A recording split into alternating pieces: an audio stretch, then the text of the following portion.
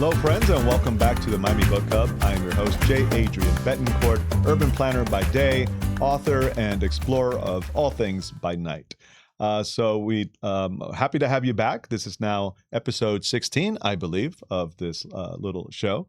And I'm really excited to have Asha Elias on the program. Asha, I want to make sure I said that correctly. You did perfectly. Okay. You nailed it. Hi, everyone. Because this whole time, of course, we've been talking, you were kind enough not to correct me. Because this being Miami, I've been calling you Asha Elias. I'm happy to be Asha Elias. It sounds very romantic. And we have breaking news on the program because Asha Elias is now going to be Asha Elias Friedman.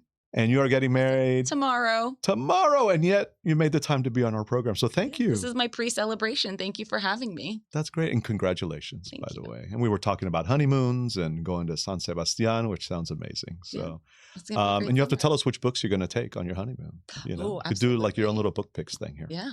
So speaking of books, 2 books that anyone should take whenever they travel are the ones you wrote, right? I think so. I think that's a fair statement. They're a great read and they're beautiful books. And we have them up here at the front, and they are Pink Glass Houses and the Namaste Club. That's right. So which one came first? Pink Glass Houses. That's my debut novel, followed shortly after, 11 months later, with the Namaste Club.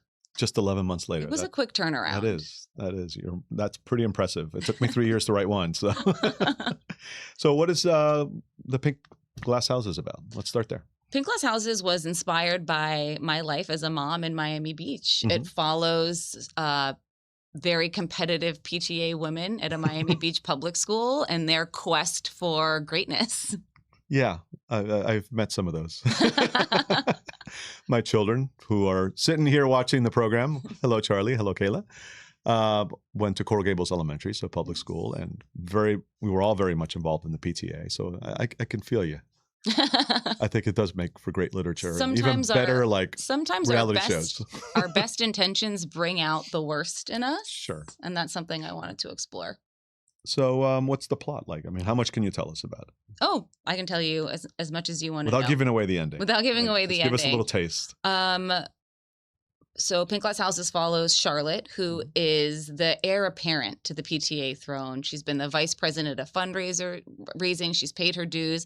Some of her methods might be a little questionable, maybe not fully ethical, but she wants to be the next PTA president. It matters very much to her, but someone from Kansas has the nerve to come in and challenge her for the throne. An outsider of all people. Outsider. Oh, gosh. In Kansas.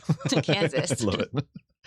All right. And so from there, 11 months later, incredibly, you published a second book, The Namaste Club. Yes. I could already imagine what it is based on its name, but tell us. So the Namaste Club is about a yoga retreat in Central Florida. Yeah. Populated by every kind of Florida character you can imagine. You have some Miami divorcees. You have a Central Florida trad wife. You have some diehard yogis who just want to be among neighbors. And you have a 13-foot American alligator. 13-foot, coincidentally, that was in the news recently.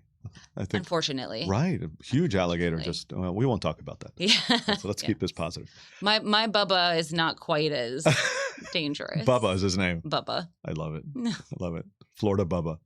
My kids are obsessed with Florida Man. So you're going to have to read this book, guys. So the very first line of this book is Florida Man, which is something I was dying to do. It's, oh gosh, this isn't a spoiler. It does unfortunately relate to the news article you just mentioned.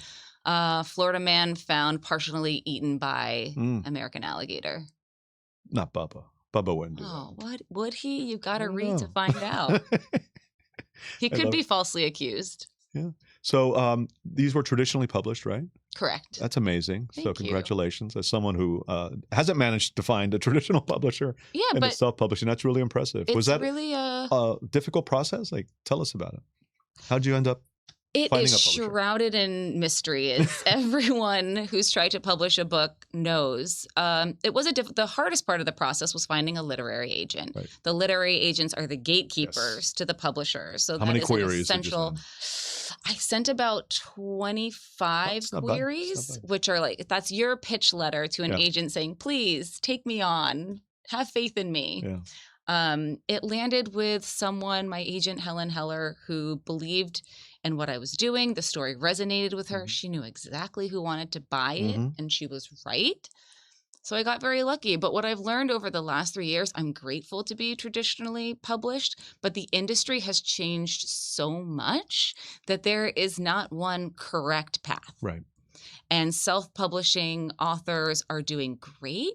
They're telling stories that traditional might not understand yet, but Yeah. readers do. A little outside of the So box. Yeah. it's not one size fits all. Oh, thank you for making me feel better No, about it's myself. I true. appreciate it. No, there are pros and cons, right? Yeah, To anything. of But it course. sounds like this worked for you. So congratulations. Thank And you. I understand they did your cover. Your They covers, did. excuse me. Yes. I think they're beautiful. And I've said this to you several times, but I think your covers are striking. I love them. And they really capture Miami and Florida in its more modern, contemporary kind of Mhm. vibe and not the kitschy, old kind of traditional ways, right? Yeah. And I think that that's something that matters to me because everyone has an idea of what Florida is like and what Miami is like Mhm. outside of the community. And it's usually this kind of narrow, cheesy, Yeah. dated image, as you said. And so I really wanted my covers to not reflect that. And I was fortunate enough that the publisher did work with me on what kind of my dream Mhm. images would look like. And I think I'm also They really nailed happy it. with how They they came nailed out. it. Yeah.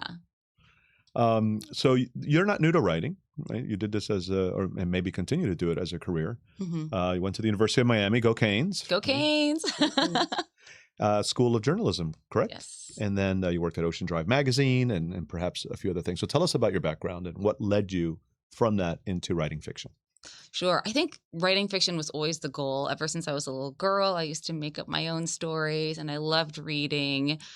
But even as a kid, I think I realized that this is going to be tough to make a career out of. So it's a dream, but what else can I do? And this is going to sound really strange, but I've always loved the personal essay, which is one of the nerdiest things I've ever said, but I enjoy thinking about them and writing them. Yeah. And so I would say that that was like a big focus, like something that I enjoy doing and put time into. And so journalism, I studied because there are not a lot of jobs, but there are Mhm. jobs in journalism. There aren't as many jobs in creative writing.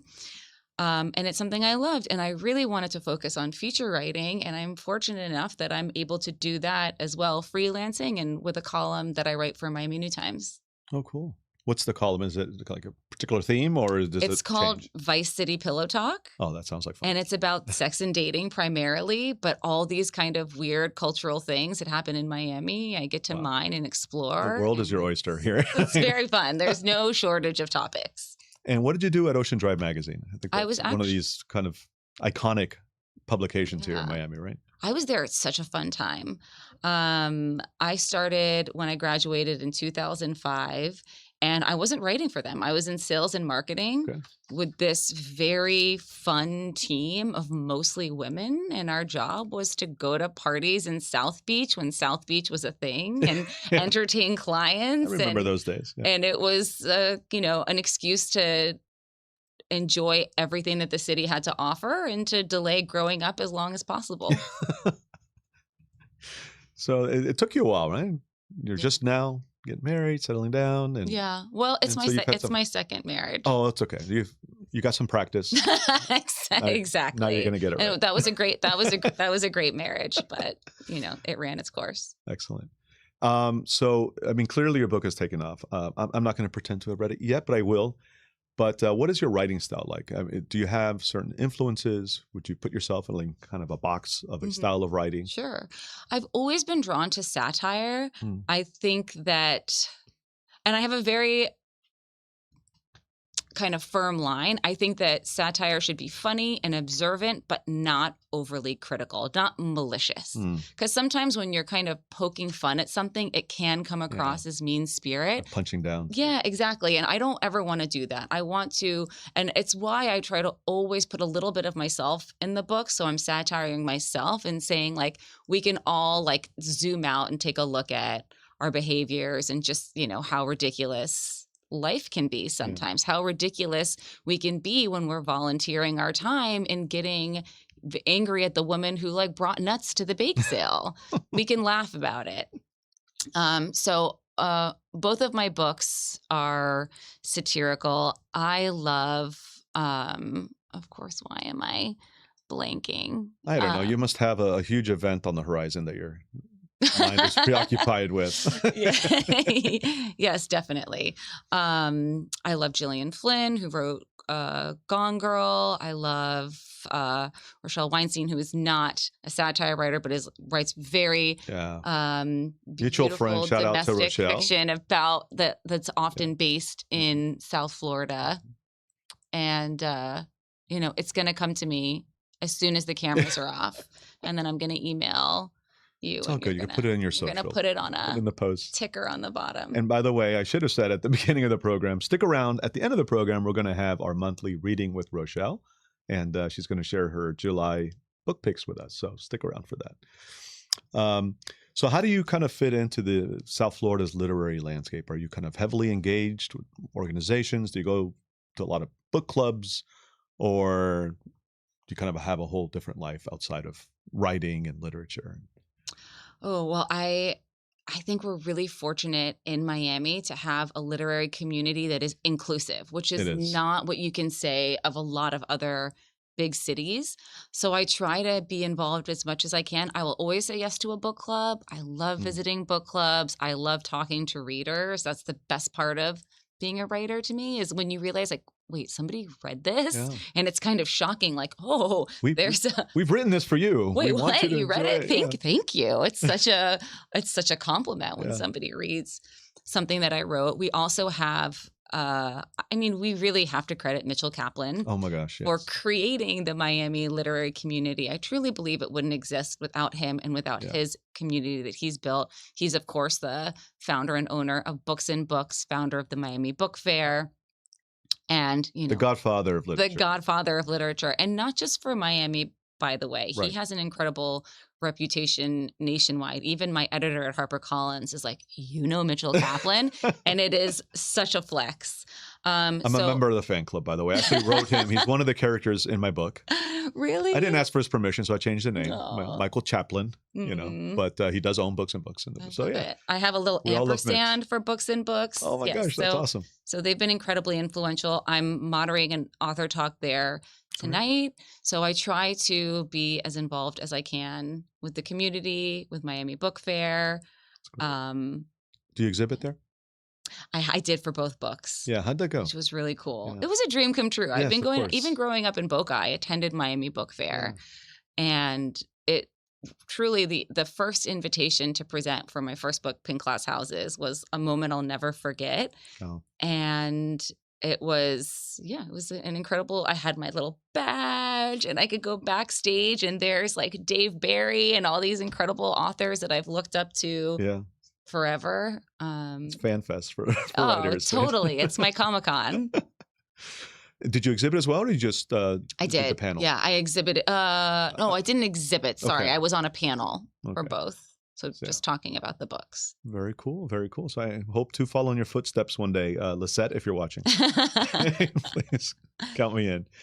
I love that you include humor in your book, because I don't care what I'm reading, fiction, nonfiction, an autobiography. I love to pick up on the humor. Well, human, actually. To be human is to hopefully. Where do you get your sense of humor from?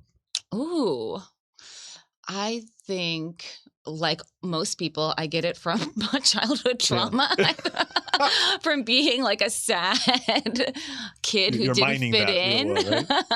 I think I always felt like I was somewhat of an outsider, especially in my adolescent years. And I think like you do develop a little bit of a sense of humor through difficult situations. For sure. What doesn't kill you makes you stronger, right? Mm-hmm. So I had a little of that growing up, some insecurities and some bullying, but that led to my sense of humor, and I embrace it, Absolutely. We wouldn't be who we were without that. We all contain multitudes. In your writing, are you kind of going back to some of those traumatic experiences and writing about them through your characters? Is it kind of cathartic in that way? Yeah, definitely. Or are these completely like separated from you? Writing is the best catharsis. And I think it's difficult to create a character out of thin air. To really, like, if you have a 3-dimensional character, you have to really understand them. And how can you understand them if you haven't lived, like if you haven't walked in their shoes to some extent? Yeah, it wouldn't really have much depth to it, right? It was just going to be this Not, caricature. I'm not creative enough for it, but I'm sure someone out there is. Now, when you're writing, do you start with characters or do you start with plot? Like how do you approach your stories? It starts, I think I need a little bit of each. There has to be a strong voice, which is the character, and then a sense of something I'm observing that I want to understand better. So with Pink Glass Houses, it's like this competitive nature of motherhood and why we take, what is supposed to be something positive. We want to do something positive and turn it into like a source of bickering or worse. In this case, maybe someone gets murdered even. Dun, dun, dun. We take it too far. And then the same thing with the Namaste Club and the wellness community, how, you take something that's supposed to be like, hey, this is good for everyone, but actually we're setting rules and making it insular and we're like judging you as outsiders. So it comes with I start with like a concept and then a personality type that would, cause trouble within that framework. Love it. Love it. So there's a message behind your writing, obviously. I don't want to say. I mean, I think, you can never tell the reader what to take from your work. Sure. You can just kind of put it out there and then it doesn't belong to you anymore. Right? Yeah. So that's what good art is. It's different to different people. I'll stare at a painting and come away with a very different feeling than my wife standing next to me. Yeah. I mean, look at anybody's Goodreads reviews. They range from this is the best thing I've ever read to I couldn't get past page 5 for pretty much any book that's out there. Do you read your reviews? I try not to. It's hard. Yeah. It's hard. Yeah. Sometimes they're funny. Someone told me, maybe it was Rochelle, that their spouse reads the reviews for them and only shares the good ones. Oh, that's nice. Like that. So, Mr. Friedman, you have an assignment. Yeah, exactly. I want to share one of my favorite reviews that I did. I happened to be looking through the other day for the Namaste Club. And it was, I don't know what the hell I just read, but I liked it. And I was like, that is awesome. That is what great. I'm going for. I like that. You got to put a blurb on the book. I know, right? That should go on the cover. I almost, because you're not supposed to like interact with anyone there as the author, but I wanted to be like, thank you. You're not allowed to interact. I didn't know. You are allowed, but I think like you don't want to ever come across as combative if it's a bad one. But if it's a positive thing. If it's a positive thing, I know. I should go in and say, you know what? Thank you for this. Yeah, and if they're watching, thank you for the good review. Appreciate the cool review. Write by day, by night? Depends? It depends. I try to write by day when my kids are in school because it's, you can focus. Exactly. Distractions make it really difficult. So I try to have my defined writing hours, which are usually late morning to early afternoon. And then if I can squeeze in more, great. But at least I have that. Coffee, tea, or wine while you're writing? Oh, because it's the daytime. I was going to say, coffee. You kind of. Yeah. If it's wine, you may not even want to. Maybe in the summertime. Sangria. Sangria is okay to have. Yeah, or like an Aperol spritz. There you go. It's basically water. What else? So it sounds like you write at home. Yes. You ever write elsewhere, like just go to the beach or find a quiet spot in nature? I do like writing at Books and Books. Yeah. It's far. I live in Miami Beach. I love watching people writing books and books. I love going and saying, "Oh, they're alone." No, they're writing. They're always surrounded by inspiration. There. Yeah. I love writing in coffee shops. Yeah, of course. And, the best place to write is on an airplane. Yeah. Yeah. I like that. I mean, you don't have a lot of space, but you're really like, there's nothing else to do. There's nothing else to do. So you don't want to be present.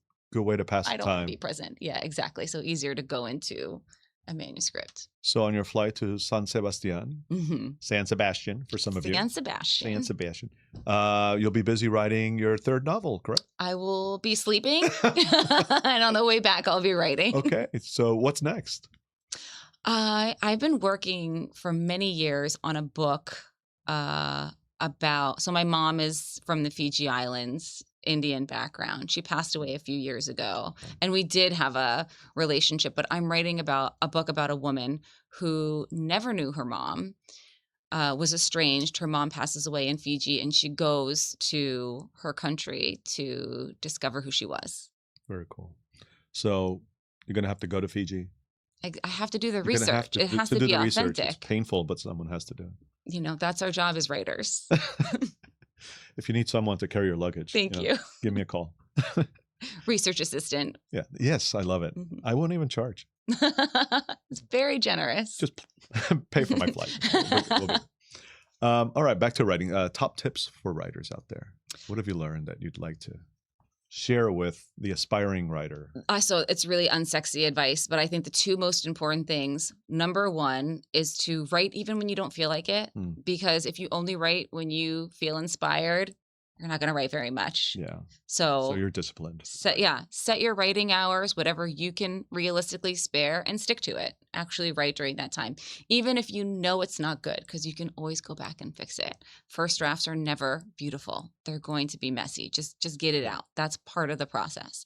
And number two is get really comfortable with failure, because no's, you're going to hear a lot more no's than yeses, but all you need is one yes. And it'll be the right yes. Exactly. Right? How excited were you when that literary agent called you, emailed you, whatever it was, and you got the news? It was one of the most incredible feelings. And then when the book was published, it's like just one baby after another, right? Yeah. But I do think that getting the phone call about the offer for the publishing deal was awesome. But that first interest from my agent was... It's the first validation you received. Yeah. That's great. And then let's see, receiving the books has to be up there, right? I haven't gotten mine yet. It's weird. You almost don't because the box comes, and now we're living this culture where we're supposed to do a whole unboxing. I'm going to do it right here, by the way. Yes. Hopefully in a few short weeks. Practice your maybe a little single tear. Oh no, it's going to be real. I'm going to cry. But I almost didn't want to open it because I knew what it was, and I was like, oh God, now I just want to keep it closed forever and delay that gratification. Now, you've obviously written well, or you wouldn't have been picked up and published, but you're also really good at publicity and marketing, and your background certainly helps. Any tips on kind of the business side of, some unique ways that you have found to promote the book or yourself? So I don't feel like I'm very natural at it, but the one thing that I will always try to do is say yes. Mm-hmm. If somebody wants to talk about the book, absolutely. If somebody reaches out and says they read the book, I respond. And again, that's just, I enjoy that. I enjoy that connection and that touch point, but it ends up leading to me sitting here today because I said yes to a different podcast or interview or something. So if somebody wants to promote my book, I always say yes. Just say yes. Just say yes. And that's why Mr. Friedman is getting married too. Exactly. I said yes. Any other words you'd like to end on? Well, thank you so much for having me. I am excited for your book journey, and I hope you keep me up to date with your launch, and Absolutely. I'm happy to spread the word however I can. I think that one of the most beautiful things about the Miami book community is how authors support one another, because we know how difficult that can be. So please, if there's anything I can do, I will say yes. Thank you. Okay, I'm going to develop a list for when you return. I'll be okay. 100 things for you to do. I have to say yes to all of them. Yep. Well, folks, first of all, thank you, Asha, for being on the program. You're lovely. And congratulations again on your wedding, and enjoy your honeymoon. Thank you. And I wish you continued success, not only with these, but I'm looking forward to reading the next book and joining you in Fiji. Yeah, so we're going to have a great time. And then you'll have to come back on the program and talk about that book. All right. Yeah. And folks, as I said, we are now going to move into our newish segment. This will be, I think, now our third book picks with Rochelle Weinstein, a segment we call Reading with Rochelle. So enjoy that now. But before we wrap up today's episode, it is time for one of my favorite features of Miami Book Hub, Reading with Rochelle. And of course, we have Rochelle Weinstein here once again to share her 4 favorite books for the coming month. Rochelle, What do you got for us today? Hi, Javier, and hi to everybody out there. Thank you for having me back. Yeah, of course. Is everyone enjoying the hot, hot summer? Not I. No, I'd like to escape to the mountains. Said no one ever. I need some escapism. What do you have for me to escape into? Okay, so first up, we have this beautiful cover, Star-Crossed Summer by Devin Daniels. In the interest of full disclosure, I was stalking her Instagram. And I saw that she was comping this one. There was some inspiration to The Notebook, and I love all things The Notebook. So I don't know if I need to even tell anybody anything more about this book, because I don't know if you're big Notebook fans, but it's about Scarlett and Ryder, and they are former co-stars who have a terrible breakup and reunite years later. And it's a Hollywood setting, and maybe we'll get Ryan Gosling for the film. But the sparks fly, love and longing was just my jam. So if anyone's looking for that sink your toes in the sand romance with some Hollywood glitter, this one is it.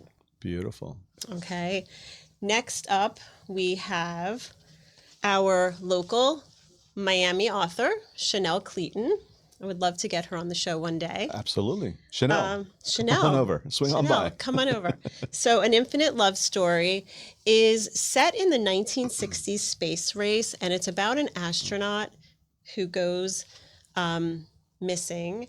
His shuttle goes missing, and his wife is retelling their beautiful, evocative, epic love story, trying to put together the pieces about what went wrong. The cover is beautiful. The story is beautiful. It really just captures it explores fate, timing, and the infinite bonds of love and connection. Love it. So the ultimate long distance relationship story. Infinite love story. Beautiful cover as well. I'm feeling very insecure about the cover for my book. Looking at all these, I'm like, I'm gonna have to go back. Maybe we should have a show. Maybe we should have a show one day where we show all your covers to the audience and we have them vote. Oh yeah, that'll be fun. So next up, we have Rewrite the Stars by Lindsay Hammeroff. One of my favorite bookstagrammers was gushing about this one in her feed the other day, so I quickly added it to my TBR. All I can say is first love, second chances, I'm in. Love the cover too. Another beautiful cover. Beautiful, beautiful, beautiful cover. And the title reminds me of something about the stars. Didn't you write something to that effect? And I'm so excited for our last but not least, Daniel Silva, Ransom. My husband is a huge Daniel Silva fan. I'm hearing this is Gabriel Allon at his best, and a British socialite disappears without a trace. And Allon works to uncover the deep, dangerous secrets. It's a pulse-pounding thriller in the world of wealth, corruption, and betrayal. I think readers are going to just be flipping pages late into the night on the beach in the sweltering heat. In the sweltering heat. Well, thank you, Rochelle. Those all seem very interesting. And where are people going to find these books? You can find these books, hopefully, at Books and Books in Coral Gables. And if not, then you can check out bookshop.org. Yes, please support your local independent bookshops like Books and Books. Absolutely. And if people want to learn more about you and your works, where can they go? RochelleWeinstein.com, or my Instagram is Rochelle B. Weinstein. I love connecting with readers. I love connecting on my newsletter, which you can find through my website. And I'm truly all about paying it forward and supporting other authors. And we appreciate you, Rochelle. I appreciate you. Thank you. And folks, we appreciate you for tuning in. That is unfortunately all the time we have here on the Miami Book Hub. But please continue to watch, like, subscribe, let your friends and family know about it. We're here to celebrate and promote Miami's literary ecosystem, and we need you to help do that. So I also want to thank Miami's community newspapers for producing and hosting us here in these lovely studios, and in particular, Emily, who's our producer on this program, for all of her wonderful work. So as I said, that's all the time we have. So we will see you next time. Until next time, continue reading, writing, and stay curious, Miami.